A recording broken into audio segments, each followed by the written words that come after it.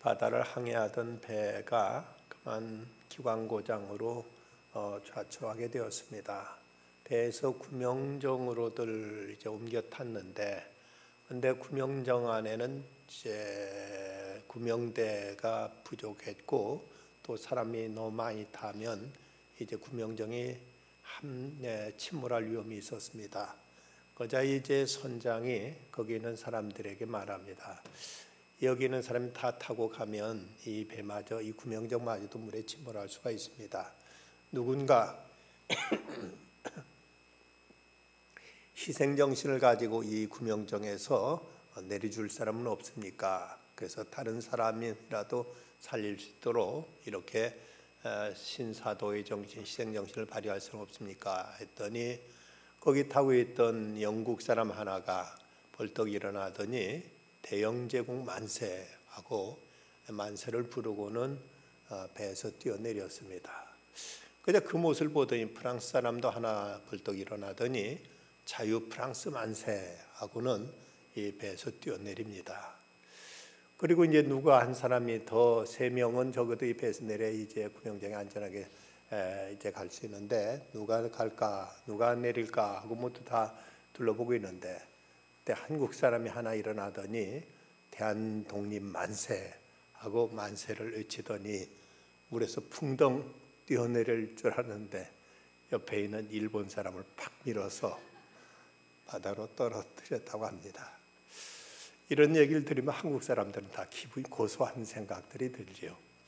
외국 사람이 한국에 와서 살면서 한국인화해가는 모습들 가운데는 뜨거운 목욕탕에 들어갔을 때 시원하다 하고 말하는 것, 또 청국장 같은 그런 냄새나는 음식도 구수하게 느껴지는 것 등, 그리고 두루마리 화장지가 아무렇지 않게 식탁 위에 올라 있는 것 등, 그리고 또 하나는 왠지 일본 사람 미워지기 시작하면 이 사람은 진짜 한국 사람으로 바뀌어진 증거라고 합니다. 한국 사람이 일본 사람 미워한다, 그럴 만한 당연한 이유가 있습니다. 일본 사람들한테 36년간이나 그 고된 압제와 고초를 겪었기에 그리고 아직도 그걸 사과할 줄 모르고 되려 소녀상을 없애야 된다고 난리치는 그 모습 보면 참 그들도 인간의 양심이 있는가 하는 의심을 갖게 되고, 이래서 한국 사람은 일본 사람을 참 포용하기가 참 어렵다는 생각을 갖게 될 때가 많이 있습니다. 한 나라가 다른 나라에 의해서 주권이 빼앗기고 그 나라에 의해서 압제를 당하게 될 때 그때 겪게 되는 울분과 그리고 그 괴로움은 이루 말할 수가 없을 겁니다. 옛날 민족 시인이었던 심훈은 우리나라의 독립을 애타게 그려하면서 이런 시를 짓기도 했습니다. 그날이 오면 종로 인경을 머리로 들이받아 울리고 두개골로 깨어져 산산조각이 나도 오히려 무슨 한이 남을 것이며, 그날이 와서 육조 앞 넓은 길을 울며 뛰며 뒹굴어도 그래도 넘치는 기쁨을 못 참겠거든 드는 칼로 이 몸에 가죽이라도 벗겨서 커다란 북을 만들어 들쳐매고 행렬에 앞장서리라는 이런 이제 해방과 독립의 이념원을 이렇게 시몬은 노래했던 것입니다. 시편 137편을 보면 이스라엘 백성이 바벨론에 끌려가서 고난받던 시절에 대한 한이 깃든 시가 나옵니다. 우리가 바벨론의 여러 강변 거기에 앉아서 시온을 기억하며 울었도다. 그 중에 버드나무이 우리가 우리의 수금을 걸었나니 이는 우리를 사로잡은 자가 거기에서 우리에게 노래를 청하며 우리를 황폐하게 한 자가 기쁨을 청하고 자기들을 위하여 시온의 노래 중 하나를 노래하라 함이로다. 우리가 이 땅에서 어찌 여호와의 노래를 부를까? 예루살렘아, 내가 너를 잊을진대 내 오른손이 그 재주를 잊을지로다 하고, 이렇게 그 바벨론에서 그들이 그 사람들로부터 조롱당하던 때의 서러움을 이렇게 노래했습니다. 그런데 한신대학교 학장을 김정준 목사님은 이걸 우리말로 이렇게 사역한 것이 시편 명상에 보면 기록된 것을 보게 됩니다. 북해도 탄광에서나 만주 벌판에서 서울을 생각하고 우리는 울었다. 저기 버드나무 가지에 우리의 퉁소를 달았다. 우리의 장구도 달아버렸다.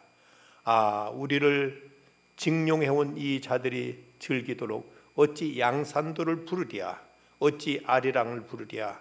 내 조국 노랫가락을 이 역에서 부를진대 내 혀여 입천장에 붙어버려라. 내 결의 노래에 맞춰 장구를 칠진대 내 손가락이여 장구에 붙어버려라. 이것은 옛날 이스라엘 민족이 바벨론에 끌려가서 포로 생활하던 때 저들로부터 조롱받던 모습이나 우리가 옛날 북간도라든지 만주벌판에 끌려가서 징용 가서 거기서 고생하면서 일본 사람들로부터 조롱과 노래가 되었던 이것과 이렇게 빗대어서 김정준 목사님은 그때 그 서러움을 이렇게 표현한 것입니다. 그런 이스라엘 백성들이 그 바벨론 포로에서 돌아왔을 때의 그 기쁨과 감격은 어떠했겠는가? 시편 116편을 보면 그 바벨론에서 해방되던 때의 그 감격을 이렇게 노래하고 있습니다. 공동번역에 보면 야훼께서 시온의 포로를 풀어주시던 날 꿈이든가 생시든가 그날 우리 입에서는 한박 웃음이 터지고 흥겨운 노랫가락에 입술이 흘렀도다. 그날 이교 백성 가운데 들려오는 말소리 놀라우라. 야훼께서 저 사람들에게 하신 일들, 야훼께서 우리에게 놀라운 일 행하셨으니 우리가 얼마나 기뻤던가. 해방의 벅찬 감격을 이렇게 저들은 기뻐하며 감격스럽게 노래하고 있습니다. 그런데 우리가 일본 사람한테 포로되었던 그 압제당했던 기간은 36년간이고 이스라엘 백성들이 바벨론에 끌려가서 거기서 포로 생활하던 기간은 길게 가장 긴 기간이 70년입니다. 그런데 오늘 성경에 나오는 애굽에서 이제 풀려나는 출애굽 사건, 이건 무려 430년 만에 이루어진 역사입니다. 그러니 얼마나 저들은 그 감격은 더 컸겠고 얼마나 더 저들에게는 이 놀라운 이제 일이었던가. 오늘 드디어 이스라엘 백성들이 애굽에서 탈출하는 장면이 오늘 본문에 나타나 있습니다. 그런데 이 출애굽 사건은 결코 이스라엘 민족이 이제 애굽에 대해서 아주 전략을 잘 짜고 저들이 아주 집요하게 바로와 그 군대를 공격해서 그래서 투쟁 끝에 이루어낸 어떤 쾌거가 아닙니다. 그런가 하면 이스라엘 민족의 지도자인 모세가 하고 대단한 용기를 가지고 대단한 지략가로서 아주 바로와 멋지게談判해 가지고 그의 어떤 이제 그談判력이라든지 아니면 그의 리더십을 가지고 이래서 이스라엘 민족이 애굽에서 해방된 사건도 아닙니다. 이건 분명 하나님께서 하신 일이었습니다. 하나님께서 친히 이스라엘 백성들을 그들의 모든 신음과 고초를 듣고 보시고 이 백성을 내가 구원해내겠다고 하나님께서 계획하시고 그래서 이제 모세를 설득하시고 이스라엘 백성들을 이제 그 격려하시면서 저들로 하여금 이 출애굽의 이 장도에 오르게 하신 전적인 하나님의 역사였다는 사실입니다. 모세는 몇 번이나 거듭거듭 하나님께서 너는 내 백성 이스라엘을 애굽에서 이끌어내라는 말씀에 거절하고 여기에 발뺌하면서 하나님 말씀을 듣지 않았다가 나중에 하나님의 책망을 듣고서야 어쩔 수 없이 그는 이스라엘 백성을 이끌어내는 이 일에 그는 이제 순종하고 나섰던 것을 우리 이미 배운 바가 있습니다. 예, 유대 민족의 민족 문학서 또는 민족의 역사로 불려지는 책 가운데 학가다라는 책이 있습니다. 이 학가다에 보면 유월절의 환희와 소중함을 이제 다루고 있는데, 근데 거기 보면 맨 첫 페이지에 이런 문구가 시작됩니다. 우리는 이집트에서 바로의 노예였다. 우리는 이집트에서 바로의 노예였다. 어찌 보면 이스라엘 민족의 역사서 첫 페이지에 우리는 바로의 노예였다는 이런 부끄러운 치욕적인 이런 문구가 어떻게 들어갈 수 있을까? 그러나 이스라엘 백성들은 이 사실을 겸손하게 인정하고 있습니다. 우리는 옛날 부끄러운 역사를 가지고 있었다. 지난날 참으로 우리는 노예에 있었고 애굽에서 말할 수 없는 고초를 겪었었다는 것을 시인하면서부터 이제 그들의 역사는 이제 기술되고 있는 것을 볼 수가 있습니다. 뿐만 아니라 그들은 거기서 해방된 것에 대해서 우리는 스스로 해방했다고 기록하는 것이 아니라 해방되었다라는 수동태를 쓰고 있어서 자기 신들의 노력과 자신들의 의지와 자신들의 투쟁에 의해서 애굽에서 벗어난 것이 아니라 하나님에 의해서 애굽에서 해방된 것을 저들은 또 강조하고 있습니다. 하나님께 이스라엘 백성을 구원해내신 역사는 크게 네 가지로 나타나는데, 첫째는 애굽에서 이끌어내신 것, 그리고 광야 40년간 저들을 인도하신 것, 그리고 광야에서 반석을 터뜨려서 물을 마시게 한 것, 그리고 하늘을 열어서 하늘의 만나를 먹여주신 것, 이 모든 것이 하나님만이 하실 수 있는 이런 신적인 역사였습니다. 이스라엘 백성들이 어떻게 40년간 그 시나이 반도를 헤매면서 거기 살아남을 수 있었을까? 어떻게 반석에서 물이 터져 나오고 어떻게 하늘에서 만나가 내릴 수 있었을까? 어떻게 저들이 바로의 압제를 이제 뿌리치고 애굽에서 탈출할 수 있었는가? 모든 것 하나도 인간이 해낼 수 있는 일은 없었습니다. 이 모든 것이 하나님의 은혜였다는 사실을 거듭 강조하고 있습니다. 그렇다면 우리는 성경을 읽을 때, 특별히 이 출애굽기를 읽을 때 여기에서 어떤 인간의 무용담을 읽을 것이 아니라 바로 이스라엘 백성을 인도해내신 하나님의 역사와 그 역사를 통해서 하나님은 어떤 분이신가 하는 이 바로 하나님에 대한 이해가 이제 우리에게 전제되어야 됨을 우리는 잊지 말아야 됩니다. 얼마나 모세가 탁월한 리더십을 가지고 이스라엘 백성을 잘 인도했는가, 얼마나 저는 멋지게 바로와 단판을 져가지고 바로를 넘어뜨리고 그리고 이스라엘 백성을 끝내 이제 출애굽시킬 수 있었는가 하는 이제 사람의 무용담이 아니라 하나님은 도대체 어떤 하나님이시길래 이런 놀라운 역사를 이루셨는가 하는 하나님의 하나님 되심을 우리는 바로 알고 하나님을 우리가 이해해야 된다는 것, 이것이 우리가 성경을 읽고 배우는 자세가 되어야 됩니다. 그렇다면 오늘 말씀을 통해서 이스라엘 백성을 출애굽시키신 그 하나님은 어떤 하나님이신가를 먼저 알고자 합니다. 첫째는 하나님은 당신이 약속하신 바를 반드시 지키시는 신실하신 하나님이라는 사실입니다. 오늘 40절, 41절 말씀 보면 이스라엘 자손이 애굽에 거주한 지 430년이라 430년이 끝나는 그날에 여호와의 군대가 다 애굽 땅에서 나왔은즉 하고 이렇게 이제 말씀이 나타나 있습니다.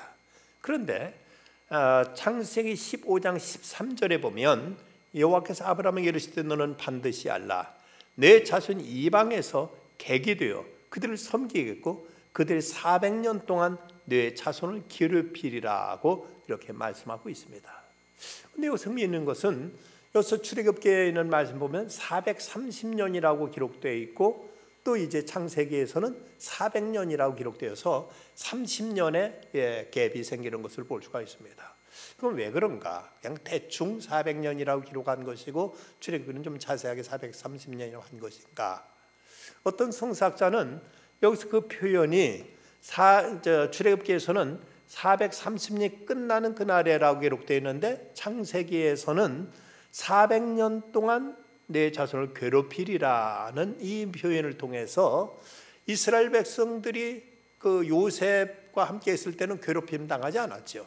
그게 한 30년 동안 잘 지내다가 그 후에 400년 동안은 이제 그 압제를 당했다 하고 이렇게 해석하기도 하고, 또 어떤 이는 여기 창세기에서 이제 400년이라는 숫자는 한 대를 100년 후 계산해서 내 자손은 4대 만에 이 땅으로 돌아오리라는 말씀에 의지해서 이 4대란 말로 이제 400년을 이렇게 연재를 표현한 것이라고 이렇게 보기도 합니다.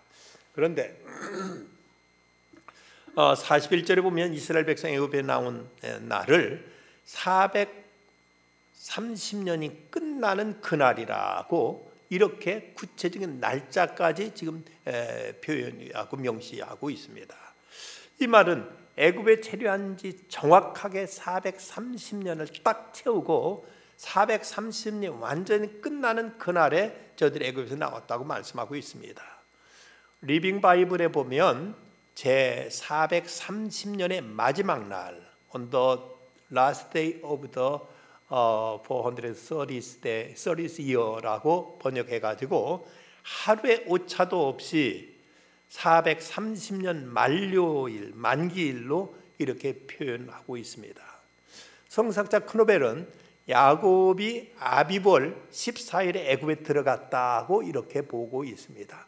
그러니까 애굽에 들어간 날도 430년 전 아비볼 4월 이제 아비볼 14일로서 이스라엘 백성이 이제 그 나온 바로 전날 걸로 들어가서 이스라엘 백성들은 430년 딱 마치자 이제 저들이 그곳에서 나왔다 하고 이 날짜가 정확하게 430년 딱 만으로 채우고 그리고 나서 저들이 나온 것으로 이렇게 해석을 하고 있습니다.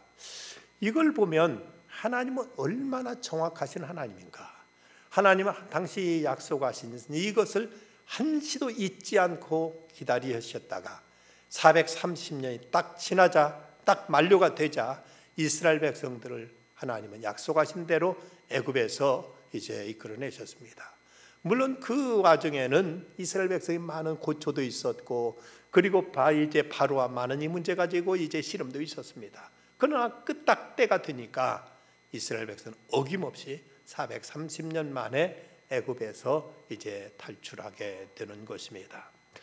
그렇다면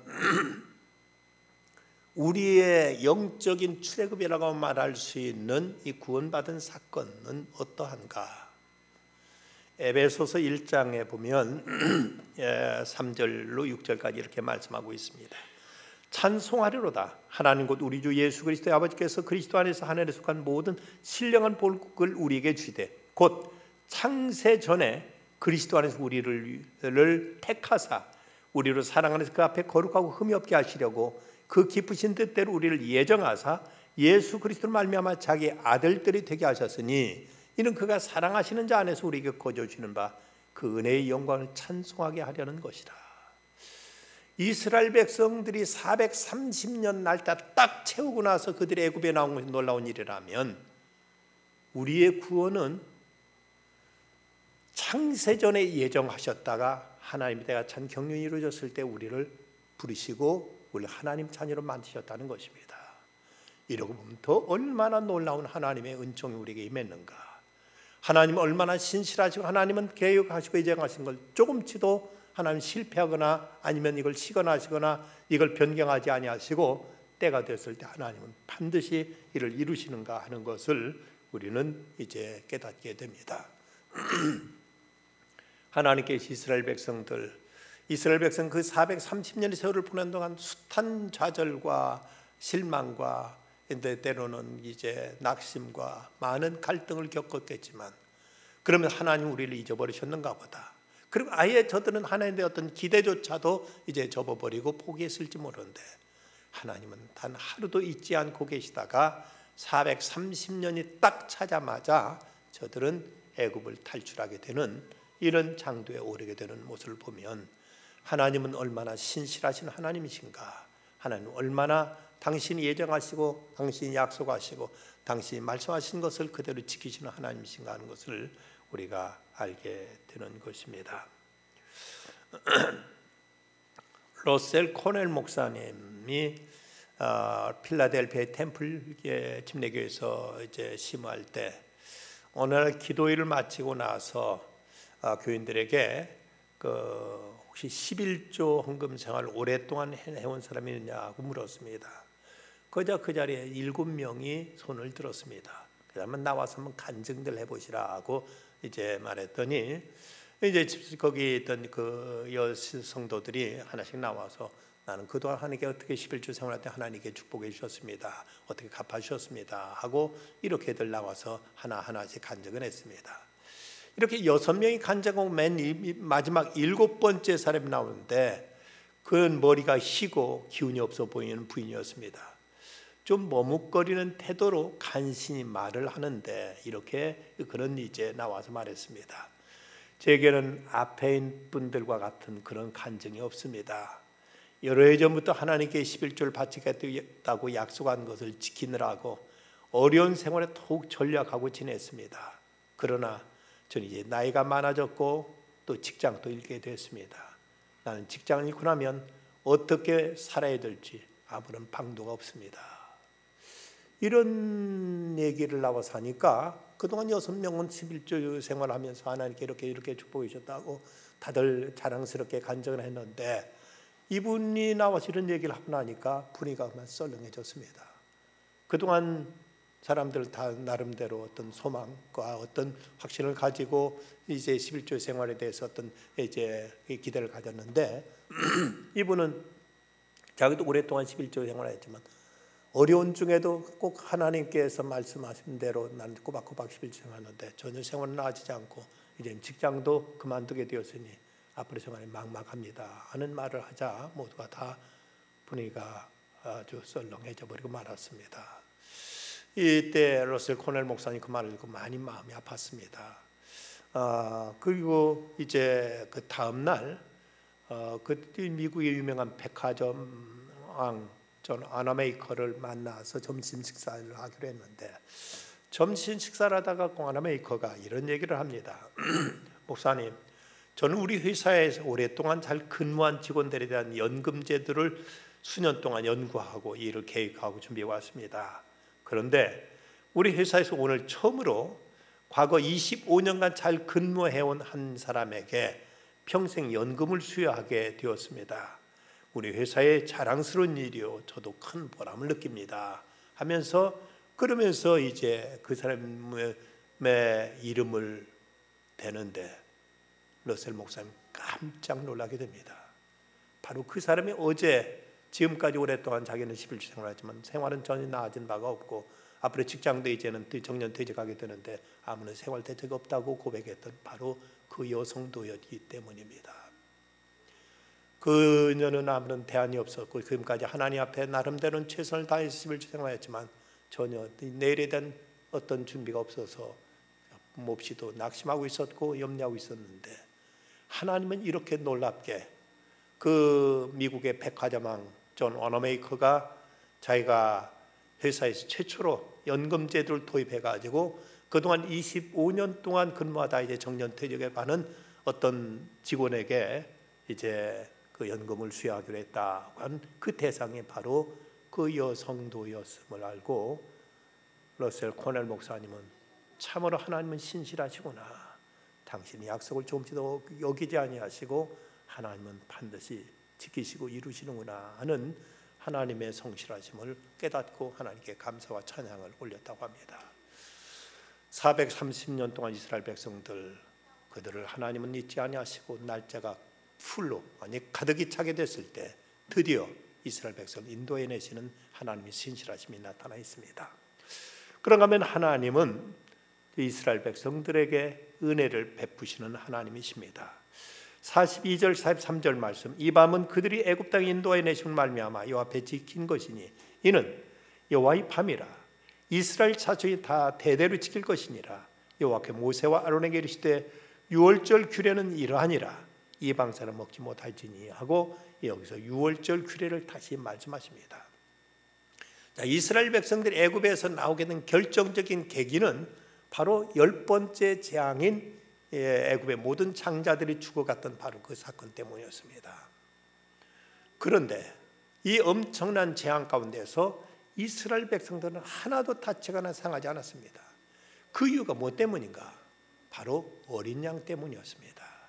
어린 양이 죽어서 그 피를 집마다 문설주에 발랐을 때 한 가정도 이스라엘 백성의 가정은 죽음의 사자가 들어오지 못하고 그대로 지나가므로 그래서 그냥 넘어갔다 넘어되었다 해서 유월절이라는 절기가 생기게 된 것이죠.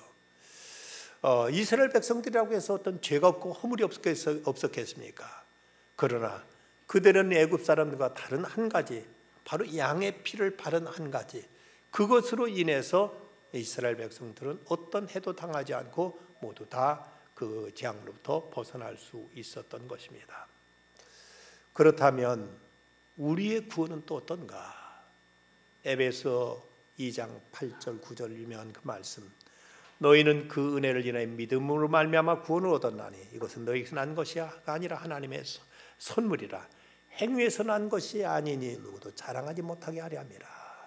바로 우리도 또한 우리의 행위로 구원받은 것이 아니라 어린 양 예수 그리스도의 은혜로 말미암아 구원받았음을 에베소 2장 8절과 9절 말씀은 분명히 우리에게 이렇게 정의 말씀하고 있습니다. 우리가 예수 그리스도로 말미암아 구원받았다면 옛날 하나님께 이스라엘 백성들에게 너희들은 대대로 이 유월절 지키라, 잊지 말고 이것을 지키며 기념하여 지키라고 말씀하신 것처럼 우리도 예수 그리스도께서 우리에게 베푸신 이 구원의 사건을 잊지 말고 우리는 기념하며 이걸 지켜야 될 것입니다. 그것을 우리는 성만찬을 통해서 우리는 이제 예수님께서 우리를 위해 죽으시고 우리의 피 흘리신 사건을 우리는 성만찬을 통해서 이제 이것을 행하게 되는 것입니다.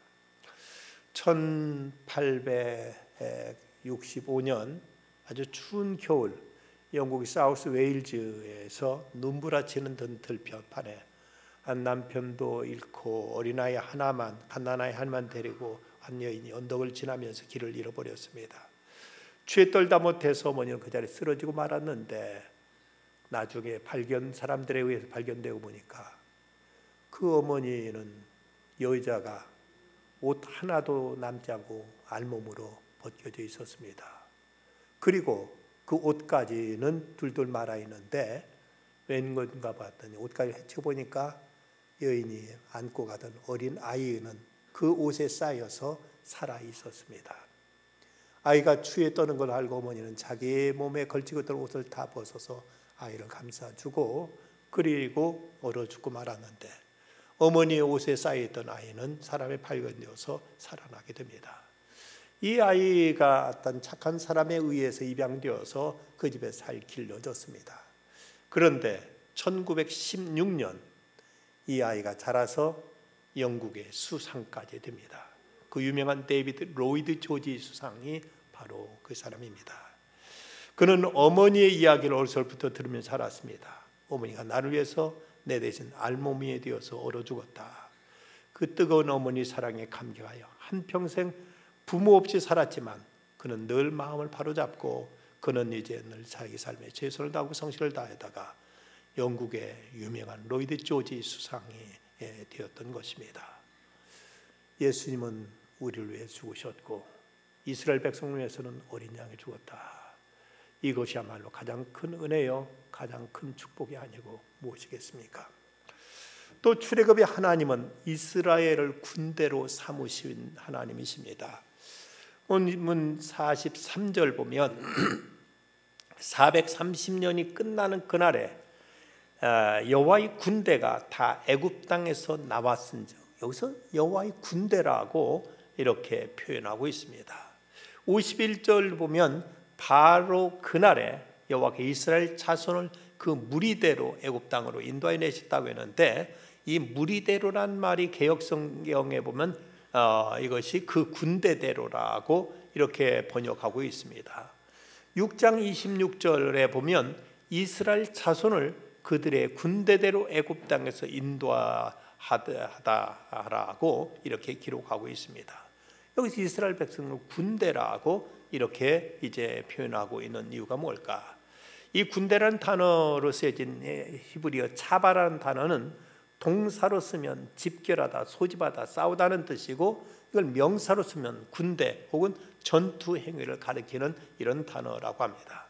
이것은 이스라엘 백성들이 정처 없이 방황하는 노예가 아니라 이제는 하나님의 군대로서 이제는 당당하게 이 땅에서 이제 모든 이방인들을 물리치고 모든 적그리스도 세력을 이제 물리치고 하나님 나라를 위해서 일하고 싸우고 이제 전진해 나간 투쟁하는 이런 군대로 하나님께서 저들을 세우심을 이제 나타내는 표현입니다.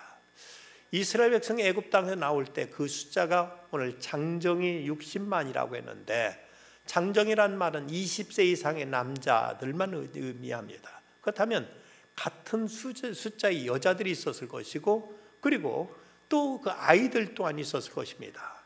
그렇다면 전체 인구는 최소한 200만 내지 300만, 어떤 이는 크게 보면은 500만까지 보는 사람도 있습니다. 왜냐하면 그 당시에는 산하 제한이 없었고 피임이라는 것이 없었기 때문에 한 집에도 대여섯 명쯤 보통 났던 것이 옛날의 어떤 가족 모습이었던 걸 보면 이렇게 몇백만 명이 되었을 것이라고 충분히 계산이 가능합니다. 이렇게 많은 무리가 이렇게 나왔을 때, 그때 저들에게 가장 필요한 건 무엇이었을까? 무엇보다 질서입니다. 많은 많은 무리들이 움직이는데 저들에게 조직이 없고 질서가 없으면 저들은 오합지졸로서 금방 저들은 이제 광야에서 완전히 뿔뿔 흩어져 버리고 자기들에게 자중질환이 일어나서 모두 다 끝나고 말았을 것입니다. 근데 저들 군대라고 이렇게 표현하시면서 이스라엘 백성들 하나님께 하나의 조직된 어떤 힘과 이런 어떤 이제 세력으로 하나님께 이렇게 말씀하시는 것은 저들은 군대처럼 이렇게 질서 있게 움직이고 이렇게 행동할 것을 기대하셨고 이렇게 저들을 이제 만드신 것을 볼 수가 있습니다. 만약에 하나님께서 모세를 통해 이스라엘 백성에게 유월절 그 밤에 너희들 모두 다 이제 양을 잡아서 그리고 쓴나물과 함께 옷은 다 금방 어디를 떠날 사람처럼 이제 그 신발을 신고 옷에 끈을 묶고 그리고 먹으라 하고 이렇게 일렀는데, 그런데도 그들 중에 사사로운 생각은 아이고 나는 오늘 바쁜데 난 애굽 사람 누구한테 가서 내가 돈 좀 빌려준 거 받으러 거기 가야 되는데 나는 거기 애굽 아무개 처녀 만나서 오늘 밤에 데이트하기로 했는데 등등 이런저런 이유 붙여가지고 저들이 이제 하나님 명령에 불순종하지 않고 개별 행동했다면 어땠을까? 저들은 꼼짝없이 그들은 이제 그 밤에 거기서 이제 애굽 사람들과 함께 어떤 변을 당했거나 출애굽 대열에 이제 저들은 합류하지 못하고 말할 것입니다. 저들이 애굽에 나가서 가는 모든 도중에도 모두 제각기 제멋대로 행동했더라면은 그 어떻게 이제 이 엄청난 그 숫자가 그 애굽을 탈출해서 저 가나안 복지까지 갈 수 있었겠는가? 이를 위해서 하나님은 천부장, 백부장, 50부장, 10부장 등 이제 조직과 제도를 세우시고 저들을 통해서 하나의 군대처럼 일사불란하게 이제 체계적으로 움직이게 하셨습니다. 그 하나님은 오늘 이 시대 속에 하나님은 또 교회를 세우시고 교회를 통해서 그 당신의 백성들을 이제 이끌어 가십니다. 요즘 이 시대에서 이 가난한 교인이라는 해괴한 말이 나오고 있지요. 교회에 나가지 않고 제멋대로 혼자 그냥 신앙생활하는 사람을 안 나가란 말을 거꾸로 해서 가난한 신자라고 부르는데 이것이 과연 하나님께 합당한 일일까? 옛날 사사시대의 특징은 이스라엘의 왕이 없으므로 모두가 자기 소견에 옳은 대로 행했더라고 이렇게 기록하고 있습니다. 이스라엘 역사에 가장 타락했던, 가장 영적으로 어두웠던, 무질서했던 때가 사사시대인데 그때의 특징은 이스라엘 왕이 없으므로 모두가 자기 소견에 옳은 대로 했더라. 요즘도 자기 소견대로 믿으려고 하는 사람들이 많습니다. 교회도 안 나가고 그냥 뭐 C3TV, 뭐 CTS나 보고 그냥 때우든지 뭐 그냥 알아서 내가 믿으면 되지, 다음에 마음 내키면 나가지 하고 이렇게 신앙생활 할 때 이것이 과연 올바른 모습이겠는가? 이것이 과연 신앙생활에서 이것이 정상적인 모습이겠는가? 군대는 조직이 있죠. 사단이 있고 대대가 있고 연대가 있고 대대가 있고 그리고 중대가 있고 분대가 있고 이런 조직 속에서 구성원들이 그 조직의 어떤 체계 속에서 움직이게 됩니다. 교회에도 이 교회가 있고 그리고 또 교회는 구역도 있고 또 여전도에 남성교회도 있고 이런 조직이 있습니다. 이런 조직을 통해서 교회가 움직일 때 교회가 이 땅에서 하나님의 군대로서 그 사역을 감당할 수 있는 것이지, 많은 이런 조직에서 이제 가입하는 것이 귀찮고 이거 부담스러워서 교회에 등록하고 교회에 소속되는 것을 뭐 신방 오고 뭐 교회 안 나오면 왜 안 나오냐고 해서고 이런 거 다 성가셔서 않는다면, 교회에 우리가 소속하지 않는다면 이것이 하늘나라 군대로서 과연 가나안 복지를 차지할 수 있는 이스라엘 백성이 될 수 있겠느냐 하는 이런 문제를 우리는 고민해야 됩니다. 때로 이런 것이 부담스럽고 귀찮고 성가실 수 있지만, 그러나 우리는 엄히 하늘의 군대로서 부름받았다면 우리는 여기 마땅히 순종해야 되고 여기 복종해야 될 책임이 있습니다. 군인은 어떤 절도가 있어야 되고 어떤 그 규율에 군인들은 이제 거기에 잘 거기에 순응하고 따라야만 할 책임이 있죠. 얼마 전에 인기 드라마 태양의 후예에서 유행했던 말이 다나카 어투 했습니까? 또 이제 그렇게 했나 하는 이제 그 말수 군대에서는 반드시 말 끝을 이제 다나 나나 까로 끝나야 됩니다. 다른 말 그럴까요? 그렇습니다. 아이 그래 안 알아요. 뭐 이런 말은 군대에서는 그야말로 얻어 터집니다. 그래서 그때 태양의 후예에서 그때 그 유행했던 말들 가운데서는 그런 말들도 있었죠.